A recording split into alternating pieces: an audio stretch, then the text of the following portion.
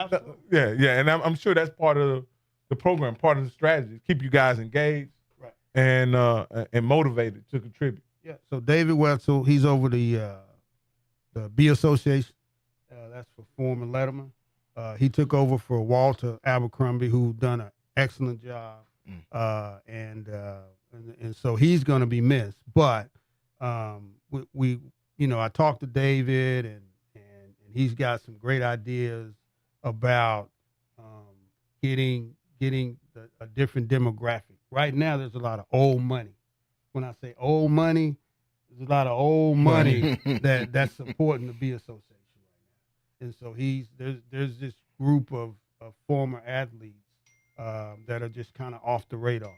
And so he's looking at pulling those individuals in a little more. And as you say that, Reggie, we have a Baylor Legends pregame show that we're going to be airing, premiering here Saturday. That's going to be hosted by Edward Graham, and we're going to have some guys like Adrian Robinson. Oh, absolutely. We're going to also have Nakia Cody. And the crazy thing is, as we were putting this idea together, kind of the brainchild of this guy, Edward Graham, that's kind of what he discovered, is that there's so many guys that made huge contributions to Baylor athletics that are kind of like off the radar. Yeah, they're out of pocket. And I guess everybody has their story as to why they're not as connected as they should be. But you guys have esteemed alumni that probably should be featured and showcased, as esteemed members of Baylor athletics and Letterman. And so, because that creates, to me, that connectivity. We're in an era now where, let's be honest, those second generation or third generation scholarship athletes, Division I athletes, are now pretty much dominating the landscape of college football. Let's be honest. The sons of former athletes are taking over college athletics right now. Mm-hmm. And you guys have some guys that, most recently, the guy that comes to mind is Lagway. Right. That if he had chose Baylor as his, we may not be in a quarterback competition like we are right now, and so on and so forth. And I'm sure people that I'm not even aware of that had sons that could contribute to the program. And so I think it's imperative that not only Baylor, but the people who spend time in Waco stay connected to the community and can come back and feel like they're a part of something that really appreciates it. Well, and that's exactly what David is aimed at doing. David, I played with David. He was 1 year ahead of me, and so those are some of the type of things that he's looking at doing. That Guy Morris era. Can't remember who was after that when they were losing a lot. I know him by heart. Kevin Steele, Guy Morris, and Dave Thomas, or the guy from Notre Dame that's supposed to come here. That whole era, those guys. Now, not only am I talking about football, we don't want to leave out baseball and track and tennis. Yeah. They're all part of the association. One thing I will say is, if y'all got Nakia Cody coming on here, tell them to talk about Baylor. We're gonna leave that other school. No. Miles, south. Yeah. Hey, we love him and we love little nephew. We're gonna talk about Baylor. No. But the kid said he's gonna be wearing his green and gold. But okay. And he also in a meeting we had earlier this week, yesterday, he made it clear that he has a son that's over at UT. So if you see him out of uniform occasionally, don't charge it to his family. head. It's family. You know what I mean? It's family. So Definitely. But no, man, it's I think those guys, so many guys. Like I sat down and had a conversation last year at homecoming with James Francis and another gentleman. You came over there, Robert Godfrey. Man. John those Godfrey. guys speak glowingly at the time they spent together here on campus, and how they really enjoyed their time coming, living here in Baylor and playing for Coach Taft, or whether it was Coach Reed or whatever. And for whatever reason, they're not invited back often enough. Now they'll come back for each other. Oh yeah. But when it in a some official capacity, they're not invited back, and that's unfortunate in my opinion because, you see, other schools, they have cadres of their former players standing on the sidelines while the game is going on. You can't. You watch a UT game, you're going to see Ricky Williams standing there. You're going to see Derek Johnson from Waco, Texas standing there. They're going to be right prominently featured around, whether it be the sideline or I don't know what they're doing there. Yeah. But, but they invite their players back and make sure that their players are part of the UT program. I know that's one school that does that. Well, times are changing. We get there, and David has that on his list. He was actually on the phone with a few guys when I went over to do a walkthrough with him at the new practice facility. And so he was trying to wrap his mind around kind of, first he got that 74 football team recognized.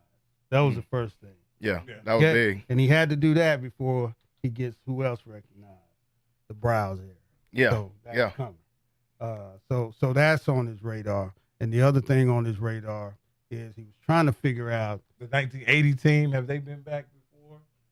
I'm not sure. Because I think that's the one with Mike Singletary and Walter Abercrombie and all those guys. That it was 80 or 81. I can't remember. They either tied or played in the Cotton Bowl. I know that. Right. But I don't know. Back then, there were tiebreakers and all that kind of stuff. Yeah. They may have been co-Southwest Conference champions back then. And what we talked about, and this is not why I went over there to meet with him. I went over there to meet with him because I wanted to go look at the football facility. So I just left campus from my real job to go over there and look at the football facility. But what we talked about, he was just talking about a strategy and an approach because he needed to grab these guys. And I said, man, get a guy that's a connector. I call Rocky. I don't want his head to get bigger than what it is. Rocky's a connector. Yeah. I say find the connectors because if you get them, you're gonna get everybody else. So get the Khalif Muhammad's, get the Nakia Cody's, get the Adrians of that era. Because if you could sell them, they'll get everybody else. Yeah. They see them coming. Everybody else gonna come with. Yeah. They're going to give, say, all right, if you going, I'm going. And so he's working on getting these guys, not where, you got to buy a ticket or we got to try to find a ticket or whatever. Like who always has an amazing tailgate as Anthony Ray. He always has an amazing tailgate whenever I go over to the Baylor area. Guys like James Francis, he ought to be able to just come off 35 from Round Rock where he lived and just walk wherever he want to walk. Yeah. That's the first round draft pick we talked about. First round draft pick, All-American. I mean, this man's picture's in the new facility. Big old, picture of him, Santana Dotson, all those guys. Yeah. Those guys should be able to just walk wherever they want to walk. For sure. And people part like the Red Sea and access wherever they need to go.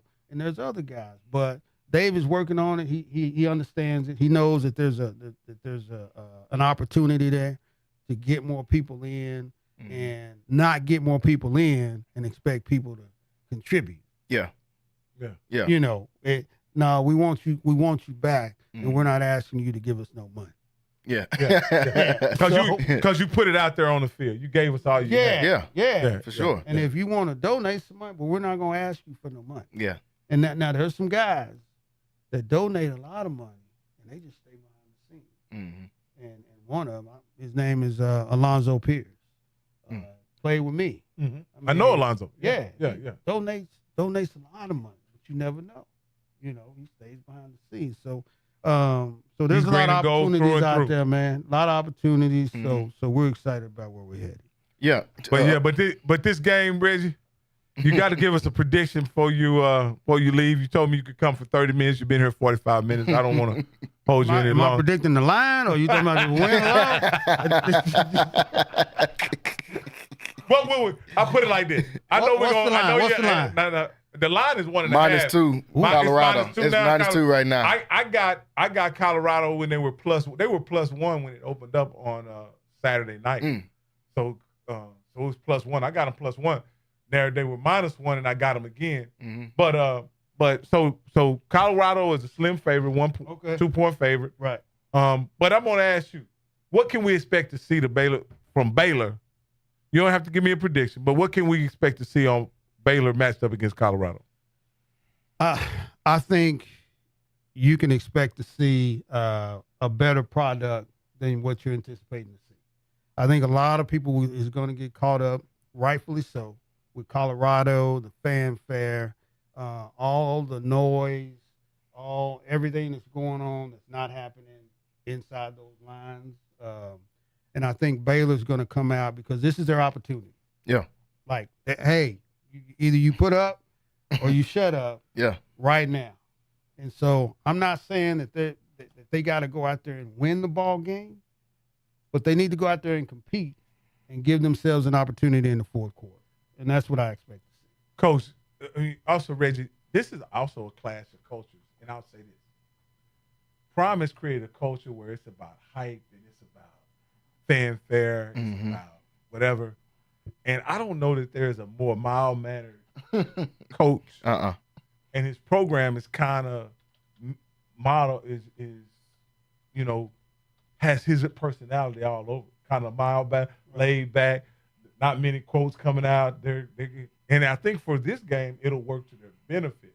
But my point is, this is just a clash of cultures. And let me ask you this: do you anticipate, like teams in the past have been baited into the war of words before the game?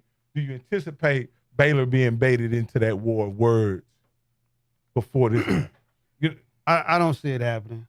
I don't see Dave with his personality. He's probably talking about it right now. What time is it? Yeah, he's probably talking about it right now. Don't get baited into that. Did you see his? I think he had a press conference, and he had nothing but glowing things to say about him. Yeah. Hey, he's a great coach. They're doing great things. Oh, okay. Yeah. Okay. Their offense is dynamic. Yeah. He stayed on all of that, and he left it there. Because you don't want to create no bulletin board material with Deion. Because the last thing we need right now is for Shedeur to walk by and then he point his finger. We don't need that smoke. Yeah, We're trying to come back up. Yeah. You know what I'm saying? And we're trying to do it the right way. Yeah. And it's a culture thing for us, and we're trying to do it the right way, but we're figuring out how to move the line and be more aggressive with our approach. I think a lot of people have things to say about Shedeur and Coach Prime. I just think the style that they have in college football, I find it quite refreshing because it's something different. It's something new. It's not typical. One, the father-son dynamic I've rarely seen. Yeah. Other than maybe Elway and his dad, coaching major college football. I can't remember another situation where. No, neither can I. And that was probably, Reggie, over 40 years ago when that happened. Well, tell me this, like, I love it because here's the deal. They're not out robbing. They're not out stealing, assaulting nobody. Yeah. They're just being Prime. Yeah. That's what they grew up. They're being who they are. Yeah. And there's going to be people that like it. There's going to be people that don't like it. And for whatever reason. And they can, that's them. But they're not out here committing any crimes. No, but I just think the style, man, is criticized. Like when and again, some people just aren't gonna take the what they call the high road. Yeah. I like my lovely wife. She is one of those people that if you snap at her, she's gonna snap. Absolutely. Yeah. 9 out of 9 times. You can expect somebody else to be the bigger person because I'm not. That's her way. I don't always necessarily, agree or whatever, but that's her way. And I think it's a way for all those things to exist in the same space. You know what I mean? Like, he's not going. Shador is not going to be the bigger person. He's not going to let you say something about him. And again, you got to also realize when you talk about the program, he perceives that as you talking about his daddy. Absolutely. you know what I'm saying? Yeah. When you talk about what kind of program they are, what they're doing in college football, this is something that his father has ushered into the sport, and he takes that personal. I don't see anything necessarily wrong with it, and Deion defends him off the field. Yeah. And he defends Deion on the field. Well, you're disturbing the brand. Yeah. It's a brand. Yeah, it is. And so when you disturb my brand, I got to protect the brand. Yeah. Absolutely. So. Now, Reggie, before you get out of here, what do you think about Shador as a quarterback, X's nose wise? You mentioned that he's great pre-snap, but what's your overall impression of him? Where you think he'll go in the draft? As a quarterback, I think he'll do fine in the NFL. What do you think his passing completion percentage is right now? Right now, probably it's around 65. 70%. And so my thing is he's accurate. Yeah. And he's doing this. What did you say about his line a while ago? Not very good. One of the worst. He's doing this, taking a hit after he throws the ball every time. Mm-hmm. So I think he's going to do fine. I think he's got the pedigree. I think he's got the understanding of what it takes, to be a professional. He's grown up in that environment. He's already doing the promos, and he's already got all these deals going on. So I think it'll be an easy adjustment for him. He's got big shoes to fill, but I think he's done a good job, Deion with his father. I just, he plays the game like a Brady, Manning, whatever.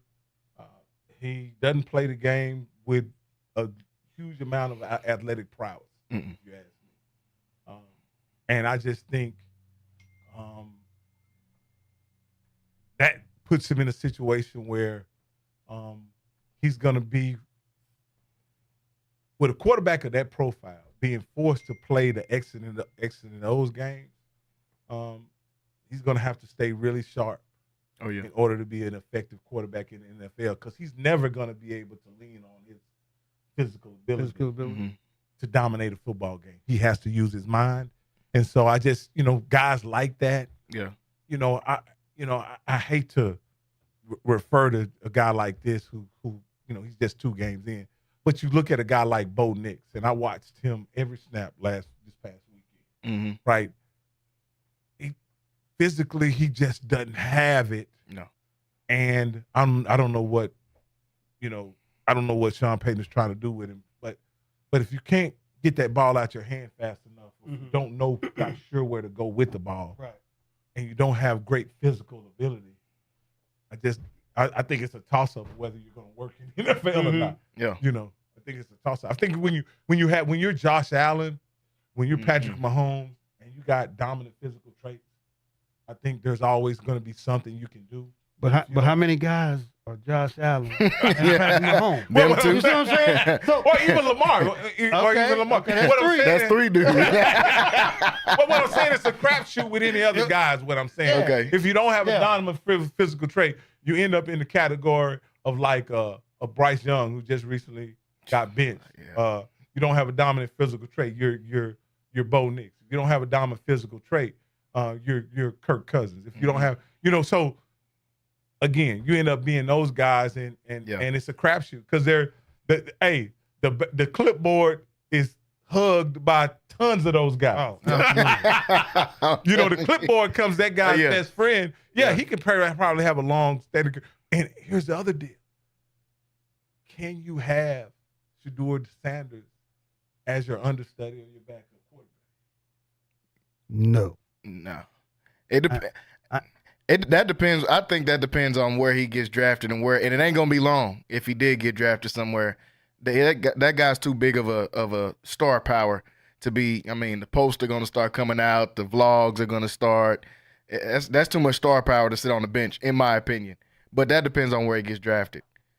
If he goes behind a stable quarterback for maybe a year, maybe 6 games, something like that, I can see that. But if he goes to, obviously, the Giants or something. To me, I think it's no doubt that he's a first-round draft pick considering the guys that, again. It's a weaker QB class this year. It only got nothing to do with weaker QB class. Yeah. I can just start naming guys who got drafted in the first round. Oh, like Kenny Pickett. Bo Nix. You just talked about one. Bo Nix. The guy that got drafted that his wife is on ESPN. Played for the Vikings. I can't think of his name, but you know. Oh Ponder, Christian Ponder. Christian Ponder. You know what I'm saying? Like you got the NFL drafts guys like that, you know, all the time in the first round. And so my point is, he'll get drafted in the first round, but is he going to have those intangibles that allow him to be really effective in the NFL? Because I think that's, you know, what really matters in the NFL. Mm-hmm. Are you going to stand in there and throw that ball after you get hit in the face time after time, again and again? Yeah. And I think he has that kind of toughness, but it's just, you know, it's also fit, man. It's also fit. Fit is a big part of whether it works. And then you get in a situation and you want to know whether he's going to go to a team that actually believes in him and wants him to work. I look at Justin Fields this weekend. I got caught a lot of his game. You can tell he's in a game. He's in a game where they want him to work. They want him to be successful. Mm-hmm. They you know, so they script a game plan, and Arthur Smith put together a game plan that worked for him. Yeah, you know, that didn't include him running all over the place. Mm-mm. You know, it included him delivering the ball, getting it out of his clear read, take advantage of what he can do. Yes. So I think that's probably the biggest point is, like you said, fit. Depending on where he goes, it's going to be tough if he goes to a New York Giants. It's going to be tough if he goes to a Carolina Panthers, a la the Bryce Young thing you just talked about. So I think the fit is going to be huge for him. But, you know, like I said, I think he has the traits to be able to. I think his biggest question mark in the NFL, like Kyrell always alludes to, he'll be on hour number 2, is that arm talent. Does he have enough to stand back in the pocket and throw those 15-yard out routes? Can he get that long ball with enough air under it? Because them dudes in the league is faster than the guys you throwing against now. So the speed of the game is going to be different. I think he'll be fine, though. So that's definitely going to be a question mark. Folks, we're going to go to a quick break. We want to thank Reggie for coming on here with us, man. Hopefully we definitely could get you back on the show some more to talk some more Baylor football. Rock is going to stay here with us in hour number 2. We got Kyrell jumping on here with us in hour number 2. We're going to take a short break right here on Centex Primetime, and we'll be right back. Stay tuned. Are you looking for something new and unforgettable in Waco? Come to the Blazing Asian, where authentic Cambodian flavors meet creative culinary flair. Voted People's Choice as Waco's #1 Asian restaurant since 2019 by both the Wacoan Magazine and the Waco Tribune Herald. Located inside the popular Union Hall on 8th and Franklin, we're serving up family recipes with a twist. Blazing Asian egg rolls are rolled fresh daily, and their sauces or marinades are made in-house with love. Stop by today. Located inside the popular Union Hall on 8th and Franklin. And for Baylor students, enjoy 10% off with your student ID. Central Texas home for sports. It's Centex Sports Network and Infinity Sports. Catch all your in-depth sports analysis with the best. The hottest sports show in the evening is Centex Primetime, hosted by Jalen Gillis. Act like y'all. Weekdays 5 to 7. This is the Central Texas #1 leader in sports.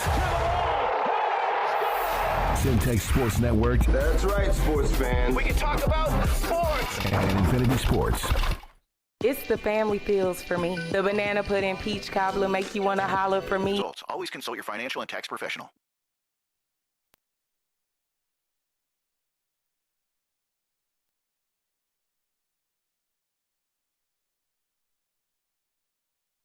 Pound cake, cornbread with butter just dripping, always fresh baked. If you need Southern style, soul food, home cooked meals that you can feel. Chicken and dumplings, chicken pot pie, 719 South 11th Street. Sassy's, come on by. The East Waco Empowerment Project, along with City Center Waco, is hosting WeBo, Workshop and Business Opportunities to help create more entrepreneurs. Business owners like Aniceto Charles of True Jamaica Restaurant and Carla Dotson of Boardwalk on Elm attended WeBo to develop their business ideas into successful Black-owned businesses right in the heart of East Waco. WeBo can also help you turn your side hustle or business idea into the next thriving Black-owned business in our community. If you would like to attend this 10-week intense entrepreneurial workshop, go to WeBoWaco.org. That's WIBO Waco.org. Space. When you suffer an injury at home, work, or on the road involving a car, 18-wheeler, or motorcycle, the first thing you need to do before calling anyone is dial 1-800-INJURIES for locally owned and operated the Zimmerman Law Firm. Hey, this is Big Rich, and the Zimmerman Law Firm has represented thousands of Central Texans in the last 50-plus years and handled more personal injury cases than any other local firm. When you call the Zimmerman Law Firm, you talk to a lawyer, no matter how big or small your case, and they guarantee you're financially taken care of because they only get paid when you win. Hey, don't just take my word for it. Heart of Texas Readers' Choice has named Zimmerman Law Firm the best in Waco. So remember, if you get injured at home, work, or on the road, it just takes one call, y'all, to 1-800-INJURIES or zlawhelp.com for the Zimmerman Law Firm and tell them I told you to call. Principal Office, Waco, Texas. No fee unless you recover. Central Texas home for sports.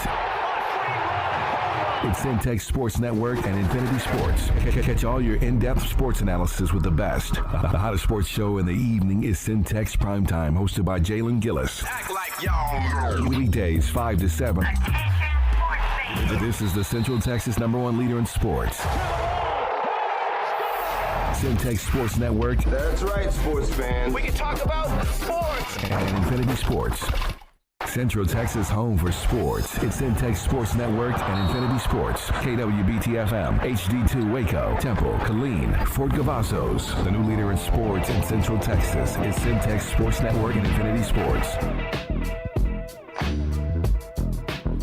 And welcome back into hour number 2 here of Centex Prime Time. I am your host, Jalen Gillis, as we go through some of these hot topics in sports. Hope everybody is having a great Tuesday. Once again, want to thank everybody for watching with us so far on today's show and throughout the last couple of weeks. If you want to be able to watch this content weekdays 5 to 7, make sure you go over to YouTube, Centex Sports Network and Centex Sports TV on YouTube. Also, you can go on to Facebook, Centex Sports Network. We'll be broadcasting there. This is weekdays 5 to 7. If you want to listen to this content from wherever you're at, whether you're in your cars, whether you're at home, at work, you can go to CentexSports1.com, or you can download the app Centex Sports One on the Apple Store and on the Google Play Store as well. Folks, we got to see quite an interesting game yesterday, and what was, I guess, the best way I could describe it is as what's on the screen, a Philadelphia meltdown, as the Philadelphia Eagles I thought they had the game won. I think everybody thought they had the game won yesterday. But they end up dropping the game to Kirk Cousins and the Philadelphia Eagles, or Kirk Cousins and the Atlanta Falcons, as Philadelphia Eagles lose on Monday Night Football to cap off what was already kind of a wacky week in the NFL. They kind of just topped it off there with a very strange ending. Before I go all the way into this, I got Kyrell Gibson on here with me, is joining me here in hour number 2. Kyrell was on the show yesterday. We got a chance to talk about the Cowboys and some of these other games going on around, and we'll start with, I know, a topic that's going to be great for him to talk about in this Philadelphia Eagles squad. Kyrell, what's going on? What's going on, man? Another successful hate watch yesterday. Here we go. Loving it. Yep. I knew he would definitely be enjoying it, and Rocky already talked about how excited he was about this Eagles score. So last night, Monday Night Football, Philadelphia Eagles taking on Atlanta Falcons, and a game that I honestly thought was kind of underwhelming. I thought both offenses were kind of pedestrian, to say the least. I think both offenses were pretty pedestrian. In the first half, the score was 6-7. So, nothing to write home about here in that first half. They come out in the second half. Atlanta gets a lead. Philly is able to come back and secure the lead. And with 2 minutes left to go in the game, they've got a chance to close the game out with a lead in the game. I think they were up by 3 at that point. Had a lead. Third down, gets to third down. All they need is one first down, and the game will be over. They throw an out route. They decide, Kellen Moore, the new offensive coordinator of the Philadelphia Eagles, decides, hey, I'm going to throw an out route to Saquon, which turned out to be a good play. I know there's been a lot of controversy over this play. since last night and all this morning, watching all the shows. Should they have thrown it? Should they have just run the ball? I mean, the dude was wide open, y'all. Dude was wide open. He's a few yards short of the first down marker. And Saquon Barkley, a top 3 back in the league, top 3 receiving back for sure in the league, drops a wide open pass. It stops the clock. They kick a field goal. They go up by 6. And Kirk Cousins turns into, another guy. I don't know what happened, but Kirk Cousins turned it on. They go down the field. They march down the field against what I think is a horrible Philadelphia Eagles secondary. And Kyrell tried to warn me about this before the season started. I thought, they got C.J. Chauncey Gardner back, and he made some big plays last night. They still got big play Slay, who didn't make a big play. And I thought these rookies were going to be able to come along and do their thing. And they might be able to. It's only week 2. But in this week 1, or in this first couple weeks, this secondary has looked porous at best. And they gave up a 60-yard drive to Kirk Cousins right down the field to go and score a touchdown, with the game-winning touchdown being on the top corner of the Philadelphia Eagles and the former All-Pro, Big Play Slay. So they go down, they end up scoring, they kick the field goal, they win by a point in a game that I think on the third down before they threw the out route to Saquon, there was less than a 1% chance of Atlanta winning the game. And so that they went into that less than 1% somewhere and found a way to pull out a win. So huge win for Atlanta on the road. Philadelphia's home opener. They disappoint to the liking of millions of Cowboys fans across America, including Kyrell on here. Kyrell, you tried to warn me about this secondary, man, and I'm starting to have to agree with you. This secondary, it's bad. It's really bad. I know Kirk Cousins, he did his thing, yada, yada, yada. But when your top guy is getting beat like that on the final play, why was Slay looking in the backfield? What was he looking for? They're only going to throw to one dude in the red zone, and it's probably going to be the big 6'5", light-skinned guy standing in front of you. And he runs a route. It was a good route, but, I'll let you take it. What do you think about this Philadelphia? What do you think about the way that this game ended? Because the rest of the game is really nothing to talk about. Yeah, man. I loved it. They loved Kellen Moore. It was just a beautiful end of the game, man. Nick Sirianni coming on there. Yeah, Kellen Moore was the one that called the play. Perfect. Throw him under the bus. Why? It's his fault. Yes, I love it. Don't take responsibility. Be immature. Yes, I love it. So, yeah, man. It was a great play. The wrong play call though. You stop the clock. If you run the ball and you don't get it, you still kick the field goal. If you run the ball, you do get it. You still got the ball, but the clock's ticking regardless. He was wide open though, man. Man, but that's why you don't throw it though. Because he might drop it, you know, and it's gonna stop the clock. The clock is the most valuable thing. And you looking back, man, that saved him 30 seconds, but he ain't even need it because Primetime Kirk went 60 and 60. He only needed 60 seconds, but 60 yards. And this secondary is garbage juice, man. You're in a 2-minute drill as a secondary. What do you do? Watch the sidelines in big plays and sidelines. That's all you protecting, right? They can have the middle of the field. Will come up, make a tackle, right? Yeah. What did they do, man? What did they do? I know he didn't get out of bounds on a lot of them plays, but man, all them balls was on the sideline. He could have got out of bounds if he wanted to, but he had so much space. He tried to get up and do something. Yeah, it was pathetic, man, and I loved every bit of it.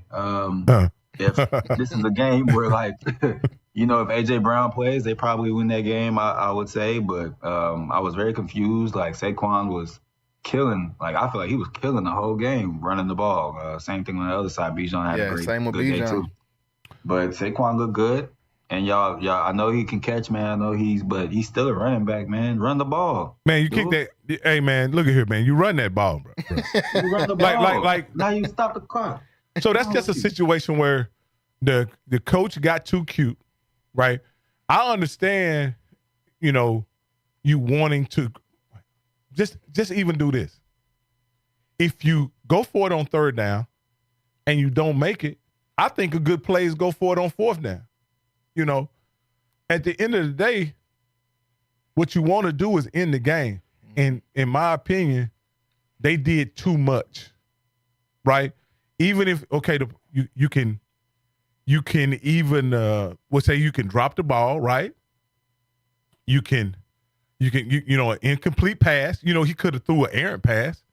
And the other thing is, you could have caught the guy could have caught the ball and he could have been forced out of bounds and the clock stopped. So to me, it's too many things that bad could have happened in that play. You run the ball, you gonna run off 40 seconds? You're gonna run off 40 seconds, and then you got a decision to make whether or not you want to go for it on fourth down or not. Again, whatever defense they ran in the last 2 minutes, I need that defense every play for the Cowboys. Every play. They need to lock that in. They need to give every defender a wristband, and that's the only play on the wristband. You hear me? That's the one we need. I don't, man, this is terrible. That was terrible, y'all. Yeah, well, it was terrible, but beautiful all at the same time. You know what I mean? Like it was some of the most putrid defense I ever seen in my life. And because they had green on and because they was cry Eagles cry, I absolutely loved it, man. Like again, and here's I had a friend of mine and he, he gave me the business on Sunday. On Sunday. Yeah. Right? I didn't respond to none of his texts, right? I didn't respond to it. I didn't say nothing. I just let him have his fun. What can I say, man? We were getting our butt kicked, man. Yeah. We were getting a butt kick. But as soon as that field goal went through, well, as soon as that interception happened, guess what happened? He left our group chat. He didn't want no smoke in return. You know what I'm saying? Like he left our group chat. I'm like, and I was gonna call him this morning and ask how he was doing, but I didn't really give a. Yeah. You know what I mean? Yeah. Whatever pain and sorrow he was feeling, he need to wallow in that. Cause guess what? Oh man, he was giving me the business about what happened to the Cowboys, and again, we got slaughtered, we got murdered. Derek Carr killed us, Kamara killed us. Mm-hmm. But if you take my game, my loss versus their loss, I'll take my loss every time. I'm agreeing with you on that one. I'll take and I'm not a fan of either, but I would most definitely take the Cowboys loss. You just throw your hands up and say, hey, we weren't good today. To have the game won with 90 seconds left in middle of the pack, Kirk Cousins destroys you. They playing Fly Eagles Fly. They playing the Rocky thing. Yeah. They out there partying. Yeah. I think SVP said we're going to go to the winning locker room after this play, talking about Philadelphia. And then that happened to Atlanta. I mean that's one of the wildest turnarounds that I've seen before that. And Rocky, I do want to get, it's probably going to be quick, but your quick opinion on that Cowboys game since you weren't here yesterday and just what happened. But before I do, I wanted to ask you, well, first to close out this conversation, Eagles dropped the ball on this one. I'm not sure where the Eagles go from this. At this point, I think they'll be middle of the pack because Kyrell tried to tell me about this secondary before the season started. And I thought them adding CJ back in that secondary and drafting some young guys out there would improve from yesterday and Badbury that they had last year. But, I mean, they might be worse in the secondary. This secondary is garbage. I'm not going to lie. This secondary is garbage. That front seven is not doing what that front seven was supposed to be doing with Jordan Davis and Jalen Carter and those guys and Nolan Smith and Bryce Huff. They gave the money to Bryce Huff and said he was going to be great. I'm just not seeing it. Go ahead, Kyrell, before I go to the next part. Man. It's real quick. We need to start a petition for C.J. Gardner-Johnson to give up that single-digit 8. He needs to go get 35, 36. It's been 2 weeks back-to-back. He made a play, but it's been 2 weeks back-to-back. I done seen him do some crazy stuff that Kobe would not approve of. So you wearing that number in lights of Kobe, man, like, hey. Hey, man, it's a lot of number 8s. He might be wearing that for Kirk Cousins. That's why I came back and got him. That's why he changed his number, Kobe. No, sir. So let's be fair to the Eagles defense, guys. Right? No. Let's be honest, right? You give any offense, 2 minutes, adequate time to pass the ball, and you're giving them 4 downs. Yeah. So they were gonna move the ball down the field regardless, man. They were gonna move the ball. It rarely does it happen in the NFL unless you have a rush. Mm-hmm. Now, if you got a rush, then that's something different. But we obviously see that the Eagles don't have well, we'll put it like this. Atlanta's offensive line is pretty good. They're decent, yeah. They're decent. Now, here's what I'll say. When the Eagles allowed to play a conventional defense, I thought they were pretty good all night. I honestly thought they were pretty decent. Yeah. Playing a conventional defense. But when they're in a situation where they're dropping, depending on their defense to get pressure, they look garbage. Swiss cheese. They look garbage. And again, you got to give Kirk Cousins a credit because he was able to see it and throw it each and every time. I love what happened.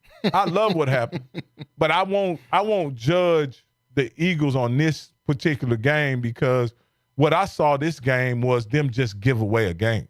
Like they had a game won a number. They had it won. Nick Sirianni kicks the field goal early in the game. Mm-hmm.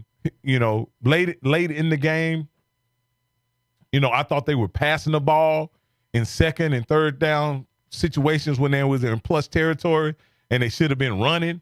It looked like they were trying to have Jalen Hurts throw the ball in the end zone rather than run the ball in the end zone. Yeah.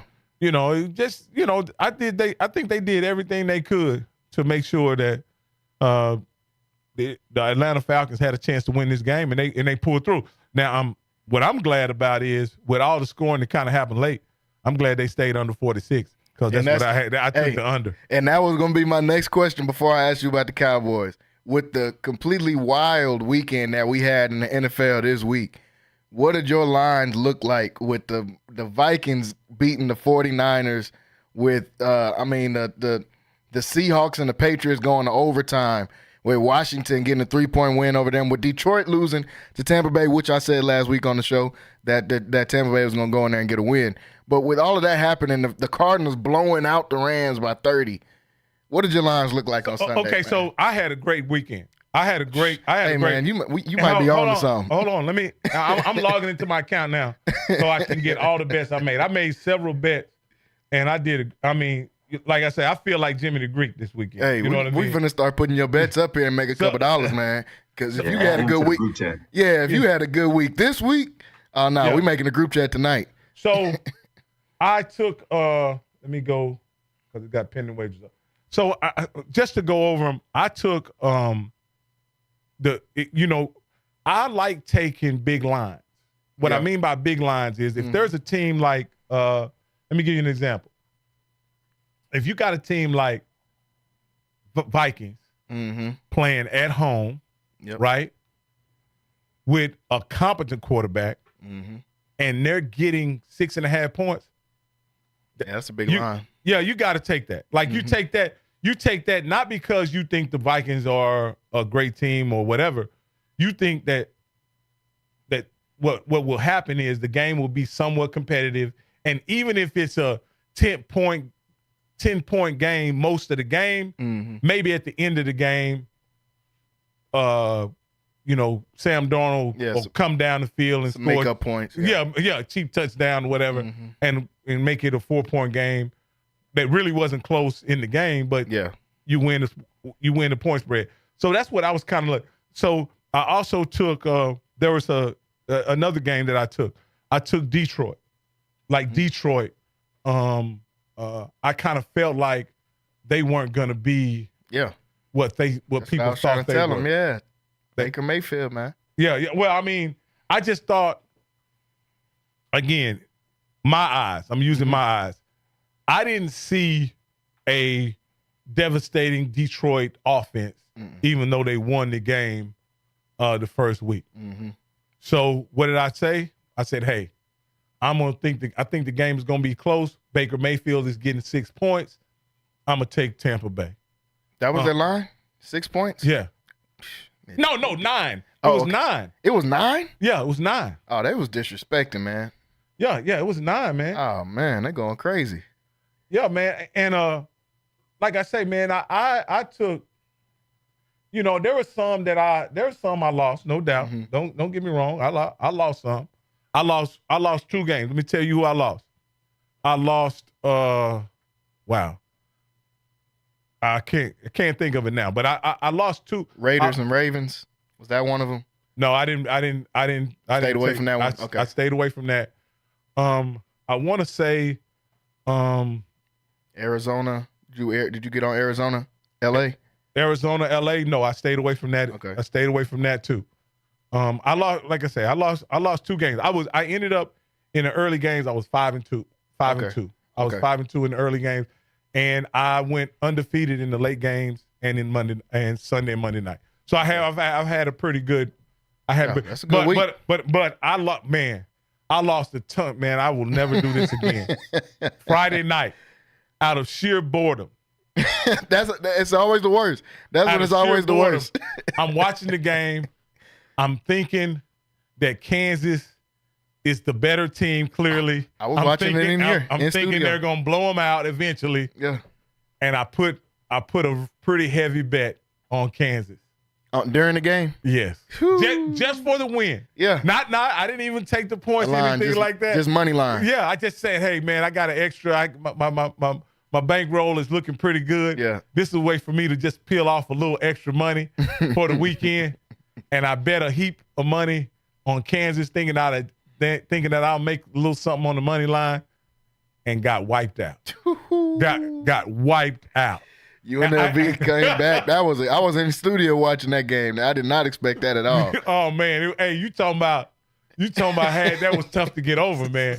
That was tough to get. That affected my sleep the night before. The night after, man. So I was recovering from that, and look, I had a pretty good weekend. Sunday, I lost my Colorado bet because I took Colorado State points. Yeah, I took Colorado State. I lost that. I took I can't think of who else. Oh, I took Notre Dame. I thought Notre Dame would recover really well against Purdue. I took Purdue. Like I pretty much, I may have been 1 unit up on college, but I was really good on Sunday. Man, college, I'm gonna be honest with you, man. Usually the NFL is more difficult than it has been for me the first 2 weeks. Mm-hmm. But college has been really unpredictable. Like college is always hard for me. Really? Man, college is never easy money for me because the spreads be too big. It's hard for me to take somebody minus 17.5. That's tough for me to even pick that because anything could happen. Yeah, like I didn't take Baylor minus 18. Yeah, against our Air Force. Boy, honestly, I had no idea what your Baylor heart would have was. been beating fast if you'd have been and watching that first half. If you took them 18.5, it was 6-3 at halftime. Yeah, so. Yeah. But what I have been doing is paying attention to the over unders in the NFL and in college. I want to say it was a 60 for Colorado, so I lost the game, but I got the under 60. Okay. On that. So I mean, like I said, I think sometimes the total, how you think the game will turn out, will also give you an indication of. I actually thought the game would be much closer with Colorado and Colorado State, but what ended up happening is Colorado's defense was able to handle them pretty good. And I thought it was going to be more of a 20-17 game. Because I honestly, I saw that Colorado State got beat by 52, and they didn't score any points against Texas. Yep. So I didn't think they were going to be a juggernaut, but I did think that Holt, the wide receiver, would be able to score some, generate some offense. I think once he went out the game, the hopes for winning were gone. Yeah, it was pretty much a wrap after that. So it's week 3 going into the NFL. So this is about when I start doing my homework for real, y'all. So we'll see how if I can get one of them Rocky type weekends this coming up weekend. in the NFL. Folks, we're going to take a short break. I want to thank everybody for watching with us here on Centex Primetime. We're going to take a short break. When we come back, we'll talk about a couple quick takes happening around the NFL, and we'll close out this recap of NFL weekend here on Centex Primetime. Stay tuned, folks. Stay right here. We will be right back after this. Are you looking for something new and unforgettable in Waco? Come to the Blazing Asian, where authentic Cambodian flavors meet creative culinary flair. Voted People's Choice as Waco's #1 Asian restaurant since 2019 by both the Wacoan Magazine and the Waco Tribune Herald. Located inside the popular Union Hall on 8th and Franklin, we're serving up family recipes with a twist. Blazing Asian egg rolls are rolled fresh daily, and their sauces or marinades are made in-house with love. Stop by today. Located inside the popular Union Hall on 8th and Franklin. And for Baylor students, enjoy 10% off with your student ID. Central Texas home for sports. It's Centex Sports Network and Infinity Sports. Catch all your in-depth sports analysis with the best. The hottest sports show in the evening is Centex Primetime, hosted by Jalen Gillis. Act like y'all. Weekdays 5 to 7. This is the Central Texas #1 leader in sports. Centex Sports Network. That's right, sports fans. We can talk about sports. And Infinity Sports. The East Waco Empowerment Project, along with City Center Waco, is hosting WeBo, Workshop and Business Opportunity, to help create more entrepreneurs. Business owners like Aniceto Charles of True Jamaica Restaurant and Carla Dotson of Boardwalk on Elm attended WeBo to develop their business ideas into successful Black-owned businesses right in the heart of East Waco. WeBo can also help you turn your side hustle or business idea into the next thriving Black-owned business in our community. If you would like to attend this 10-week intense entrepreneurial workshop, go to WeBoWaco.org. That's WIBO Waco.org. Space. NSJ Event Co., one of the premier event designers in Central Texas and a Centex Sports Network supporter. Voted Waco Awards Event Planner of the Year 2021, NSJ Event Co. is your go-to source for event planning. Whether it's your next baby shower, birthday bash, wedding, or retirement party, NSJ Event Co. will bring out the elegance, class, and style your event deserves. Call NSJ Event Co. at the number on the screen or scan the QR code to schedule a free consultation. NSJ Event Co., where the party lady takes care of all your event needs.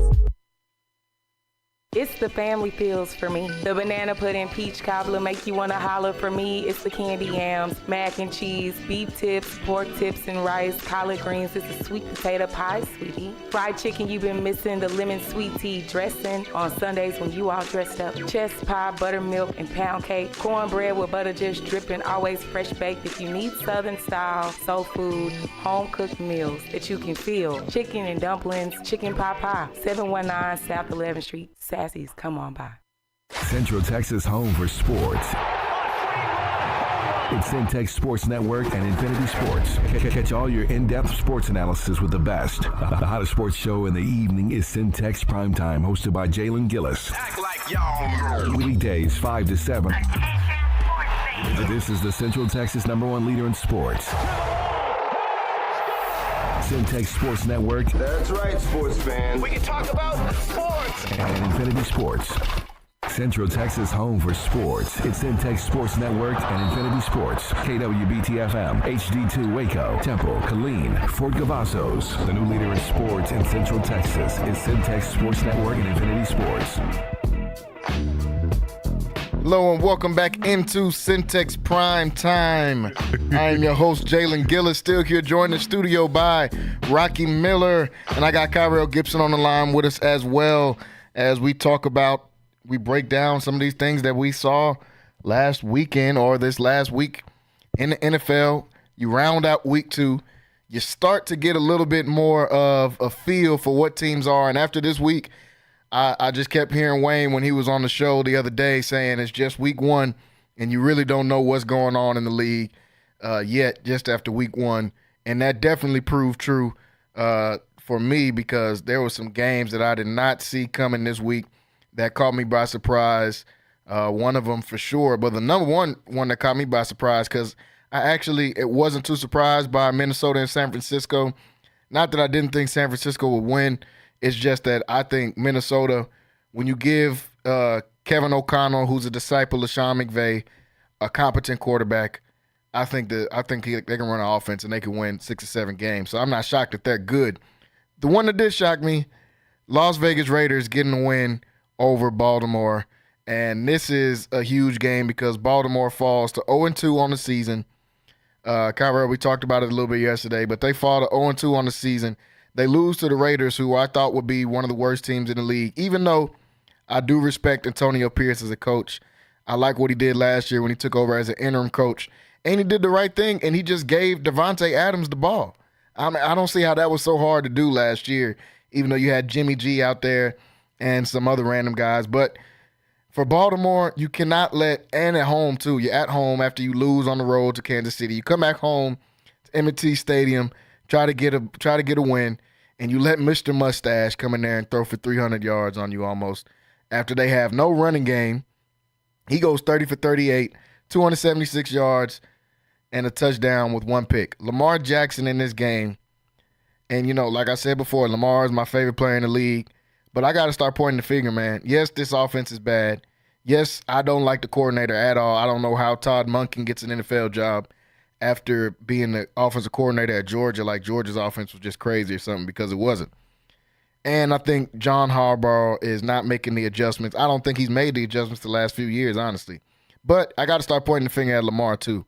21 for 34, 247 yards, one touchdown, one pick, 53 QBR. Derrick Henry did get the ball more in this game. 18 carries for 84 yards and a touchdown.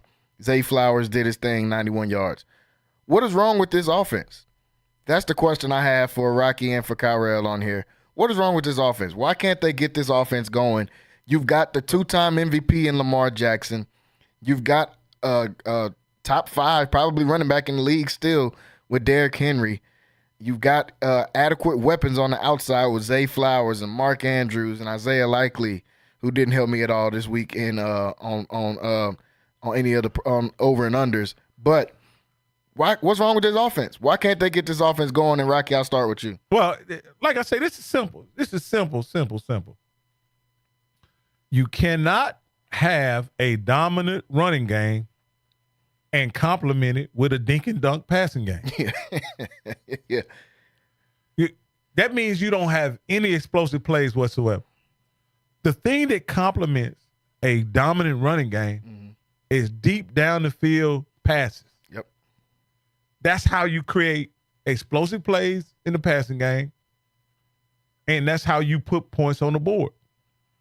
Again, this is, and I know that people will criticize Lamar for any loss. Mm-hmm. Lamar, in my opinion, is what I would call an explosive play waiting to happen. Yeah. And so when you use him in the running game, it needs to be for something big, and it needs to be situational. Use Derrick Henry to establish your running game, to run the football, and then when you drop back to pass that thing, try to get big points, or use Lamar as a runner, but situationally use it where you can create big plays with it. Mm-hmm. Like let him go out the back door on 3rd and short, or things of that nature. Or when it's obvious passing downs, run quarterback draws that where the field is wide open with him or something like that. What they were doing is they were using a power running game and then using a dink and dunk passing game. I just don't think that's good. You look at Zay Flowers. Yeah. Right? He took a guy like him, if he's gonna catch 7 balls, he needs to catch 7 for 150. Yeah. He doesn't need to be a 7 for 90. 7 for 90 is in my opinion, that's a possession receiver. Mm-hmm. You need a guy who's gonna hit big plays down the field, right? Mm-hmm. And when your longest pass play is 21 yards, your longest pass play is 21 yards. You're not trying to you're trying to push the ball down the field. And if you are trying to push the ball down the field, you're not very effective doing it. I think what they're trying to do is compensate for a poor offensive line. But what also helps a poor offensive line, if you do play action. Yes. Yeah. And set some deep routes up. Yeah, and I think that's exactly what they need in this offense. Like you said, you can't have your explosive guy, which is Zay Flowers, who we know is an explosive receiver. You can't have him going 7 for 91 and his longest one being 20 yards. He's got to have multiple 40-yard plus passing attempts or catching attempts in the game in order to make this offense be even reasonable. Kyra, what are your thoughts about this game? I know we talked about it a little bit yesterday. What are your thoughts about Baltimore dropping this game against Vegas, and how do they fix it? Well, hold on. I know you don't want them to fix it because they play y'all on Sunday. But outside of this game on Sunday, how do they fix this offense? Man, I love everything Rocky said. Like, how are you running the ball? How are you a run heavy team and then turn around and throw a bubble? Yeah. You know, and what's the point of establishing the run if you're not going to take shots? You know, and that's why that goes back to our point yesterday, man. Is Lamar desperately needs to get up out of there, get to Mike McDaniel, somebody on this Shanahan tree that understands how to use play action and how to use the run game. You have Derrick Henry back there. Pound away, man. Pound away. And I love what he said about. Yeah. Oh, man. Hey, that was crazy. Man, come on. I thought even Rocky got you. I thought I was safe because Quay wasn't here, man. I was like, oh, I'm good. Nah, he ain't going to say that. He came out of nowhere, way out of left field. It was a blindside hit, man.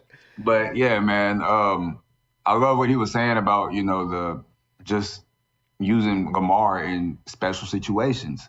You know, Jalen Hurts, especially Jalen Hurts. A lot of times, I know they highlighted their running quarterbacks, but a lot of times when he runs the ball, especially in design runs, it's in moments that you kind of forget that he can take the ball. You know, it's when they got that running game going and that he takes it. And it's like, oh, wait, you know, so they need to do the same thing, man. Like, it's not a cheat code. It's not a cheese play, you know, and that's how they treat Lamar. Yeah. Just get that play action going, man. Like, Derrick Henry's had a long career. It should end in Baltimore. That's how I'd be looking at it if I was in the GM. Yeah. You're going to end your career here because 25 carries. Yeah, every game, 25 carries, and then Lamar. He might not be able to thread the needle as consistently as you would like him across, you know, in different areas in the middle of the field or along the sidelines. But I promise you, if you make them bring that eighth man down to the box, Lamar can get that ball out there to Zay Flowers. If y'all just, you know, like we just saw it against Dallas, man. Yeah. Run. Max protect, deep ball. Like, come on. Like, it's not hard. And it's kind of frustrating, man, because, you know, Lamar's one of my favorite players in the league, and especially with all the flack he gets. And, you know, I criticize Lamar, you know, fairly, I think. You know, I don't think he's one of the better passers, but he's one of my favorite players, and I want him to succeed. And I'm just watching time and time again, these offenses just use him like a cheat code, you know? And it's like, he's not a cheat code. It's not a spam play. He's not a cheese play. Like, y'all make him run the offense, right? Yep. You know, we don't need to. I'm not saying, you know, don't dump it down when it's open if you don't have nothing there. But it might be time to get Lamar, you know, like in a more what am I trying to say? Not a spread offense, but just a little more under the center, a little more with like a 2-man backfield, or I guess including him a 3-man. But I want to see him do. I want to see a Shanahan offense with him, like run heavy. And then he's 15 for 15 for 280 yards, you know, like, or, you know, 12 for 15, like much exactly like the game Derek Carr had. Derek Carr had a perfect passer rating, had plenty of yards, but dude threw the ball probably 9-10 times in that first half, you know, and it just, I'm like, man, and that's how it should be with Lamar. He shouldn't be throwing the ball 35 plus times. Yeah. You know, like that's just not his game. He doesn't have that type of arm. He has an arm. He has a cannon. He can be accurate when he wants to. But it's not a fluid just like, oh man, let's drop back and Phillip Rivers and Drew Brees 50 passes again. Like, no, like let's wheel it back in. Man, that I'm firing at OC. I'm telling you right now. I know it's early. I don't understand how he got a job. How do you hire the dude from Georgia as if Georgia's offense was just crazy? Did I miss the part where Georgia's offense was just really good? Or did they not? Or did they not have 15 first-round picks on their defense? Man, what is up with these dudes getting hired off of these kids? Like he had the best player, probably top 5 player every position in the whole college football. And you think the coach is great? That Georgia team was one of the best teams in the last 20 years. It's a top 3 team in the last 20 years. Exactly. That kid's mama is driving the Benz, man, straight from Georgia. Whatever Georgia dealership is by Georgia, it ain't got nothing to do with that coach. I just watched one of Georgia's practices, man. I'm not trying to hear that. Them coaches, they know what they're doing. It's great talent. Look for the guys that are winning without the talent. You know, that's gonna tell you like who the real coaches are. And this is just another fumble by the. Is Ozzie Newsome still the BG? No, he retired. This is when all this started happening. He retired. Well, there you go. I'm standing on this one, man. No Ozzie. Yeah, that's why things are bad. Get him out of there, man. Yeah, I don't understand. And like you said, I could only imagine Lamar in a Shanahan style, West Coast style offense like we just saw yesterday with the Cowboys. And before I go to the next point, I wanted to get Rocky's opinion on that game on Sunday. I know it was a blowout, so Kyrell said he turned the game off. He didn't finish even watching the game. In that first half, it was already bad. They put up, 30-something points in the first half. So, I mean, the offense was rolling. There wasn't much anybody could do after that. They executed to perfection, honestly, on the offensive end. So, Rocky, I just wanted to get your opinion on the game on Sunday and what you thought about the Saints and Cowboys. So, let me just – I want everybody to say whoa for a second, right? And think about this. They tied the Dallas Cowboy record for most points scored in a half. What is Dak supposed to do with that?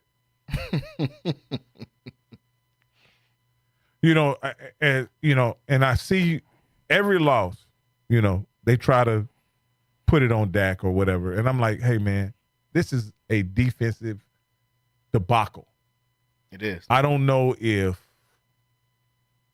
they knew what Zim's calls were, whatever, but they matter of fact, every play that they ran in the first half definitely exploited every weakness that we had.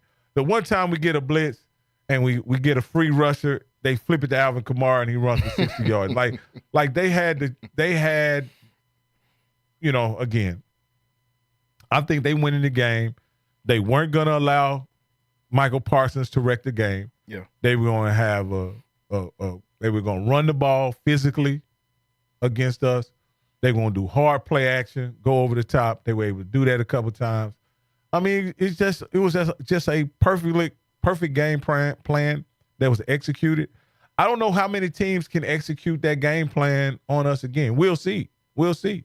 If we end up 35 down again, then it ain't gonna be Lamar. but it wasn't, not from what we seen. It wasn't done. You got to understand, this was done with the running game. This wasn't done like they put up points in the passing game. Yeah, but this was done with the running game, and the running game bludgeoned us, man. Yeah, we were bludgeoned with the running game, and I'm talking about from start to finish. Mm-hmm. Like they didn't stop running on us until it was 4 zeros on the clock. Like they were running the ball all the way up until I don't even think they kneeled. They ran there. So they just bludgeoned us with the run. I'll bring up a few very painful experiences that we've had in the last 10 years. This game reminds me of the game where we played Jimmy Garoppolo and we couldn't stop the run. Oh, yeah. This reminds me of last year against Buffalo. Green Bay. Oh, Green Bay, yeah. Where we couldn't stop the run. Yeah. Same tree, same coaching tree. And this reminds me of, again, this is the same situation, man. Like they have a great, I don't know what, the only people that. Rams. What is that? Don't forget the Rams. Oh, yeah. When they had the Bills last year. Packers last year. A couple years ago. The Rams playoff game when we played when they had what's his name? Mm-hmm. Todd Gurley. Yeah, Todd Gurley and C.J. Anderson. It was just C.J. Anderson. Oh yeah, Todd didn't play. Anderson had Yeah, Todd didn't play. I forgot about that. Almost went for 2 the bowling ball. Yeah. So my point is, this is becoming a situation where when we aren't able to be effective on our defense, it's because they bludgeon us in the run game. And so we have to find a way. You know, I don't know if it's a run stopper we're missing. I don't know if it's a culture fit. I don't know what it is. But for whatever reason, we can't seem to when teams fully commit to the run, we have trouble stopping them from running. And so hopefully we get it fixed up, we get it patched up, and we're able to do enough to stop Lamar and Derrick Henry. Coincidentally, I just looked at the line. When I looked on Monday, I looked on Monday, the Dallas was a 1-point favorite. Now they're a 1-point underdog. Yeah, I'm sure everybody jumped all over them being a favorite. Yeah. That line probably definitely, they went to Vegas and immediately started betting to bring that line back down. But yeah, to your point about Dak, and just because I was on him yesterday and some stuff I said about him, my only thing with Dak is this: yes, the defense did play bad, and there's nothing Dak can do about them running for 134 yards before contact in that game, which is a wild stat to even have, that you can run for 134 yards before anyone gets touched. My thing with Dak is why, when the defense is underperforming, that you instantly start turning the ball over. That's my thing with Dak. I don't understand how it equates in all the games we just named. When the defense is just getting killed by the run, for some reason in Dak's mind, he turns the ball over. And that destroys you. They can run the ball all they want. If they just go down there and keep the ball out of New Orleans' hands sometimes, they're not going to score 40-something points. They're going to score some points and they're going to beat you. But it's not going to be a 30-something point blowout. When, for some reason, every time the Cowboys are getting their heads kicked in on the defensive side, Dak just instantly goes to, I'm going to start turning the ball over. It doesn't matter if it was fumbles, because he could have had a fumble there too. He could have had more turnovers than what he had on Sunday. That's my only problem with Dak. Why is when the defense is not performing, you also underperform to join the defense, and it results in you getting your head kicked in. That's my only problem with Dak. But that game wasn't completely on Dak. The defense, like you said, got their heads beat in. And maybe New Orleans is just good. Maybe New Orleans is good. I like this Clint Kubiak pickup that they did and replacing Pete Carmichael as the offensive coordinator. They've been had weapons down here in New Orleans, and now they're finally getting to use them. So we'll see how that progresses throughout the season. And will this New Orleans team be good? And will Dallas be able to rebound this weekend against the Ravens? That's what I wanted to ask y'all about right before we get off of here. This Dallas and Ravens game, how do y'all think this one is going to turn out? And Kyrie, I'll start with you. How do you see this game going with Baltimore versus Dallas on Saturday, and what will be some of the keys to that on Sunday? I don't know why I keep saying Saturday. Okay, I might have to think about this one because I'm very like, it's still early. Nervous. I'm very nervous, man, but because Baltimore's 0-2. Like, that's such a desperate spot to be in for a team that I'm just not sure. I'm just not sure yet, man. Let me see that. Let me see who practices Thursday. Yeah. Wednesday, we still got time. I'll give you my prediction. But I wanted to say one more thing about Dak, and I don't think you're wrong about him, man. But I want to remind you why I cut that game off. Them dudes was in prevent defense in the middle of the second quarter. The linebackers were 9 yards back. And I said, oh, he's finna throw some picks. I already knew it was coming. But my point is, man, like, after Mahomes, right? What quarterback in that situation, down by more than 20, do you expect to perform better? Like, who do you look to? I mean, anybody that doesn't turn the ball over. And that's my point. Is anybody that's not going to turn the ball over. I don't expect them to get their heads kicked in because they're just not going to turn the ball over. It only turns into a beating because Dak comes out, and when he sees, I guess, the prevent defense or whatever it is, he ain't the only person that's getting prevent defense played against him. And this is a notorious thing for him. It's not like it just happened on Sunday. I'm not taking no quarterback. Maybe outside of Josh Allen because he can run, but every quarterback, I'm expecting Lamar to throw some picks and not bring that team back. I'm expecting Joe. No, I didn't expect them to win the game. I'm just saying, why when the defense is getting beat up, do you instantly turn into turnover man? Hey, let me just, Kyrell, I want you to understand this. We're not going to win the game if the defense gives up 35 points in the first half. You're not going to win. Like, we're not going to win. Like there's, Dak. Okay, so let me.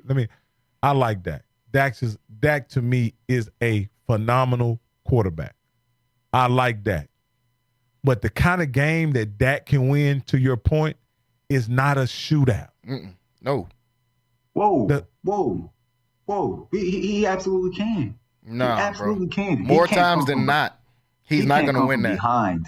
He cannot come from behind. No. Show me a game where Dak has won the game throwing the ball more than 40 times in a game. Lions. I don't know the numbers, but I know he threw that ball a lot. Is it more often than not?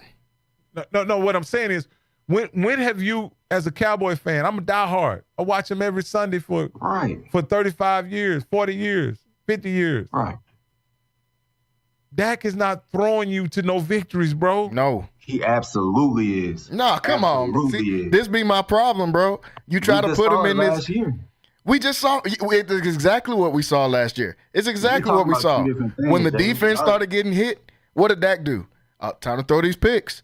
When you think Brady never got scored on, you think these top guys never get scored on. Y'all not grading him correctly, man. Y'all are talking about when he's behind. No. I'm saying Dak. And I don't agree with Jalen when he said this yesterday. He had a viral moment yesterday. he alluded to the fact that Dak is a front-running quarterback. He is.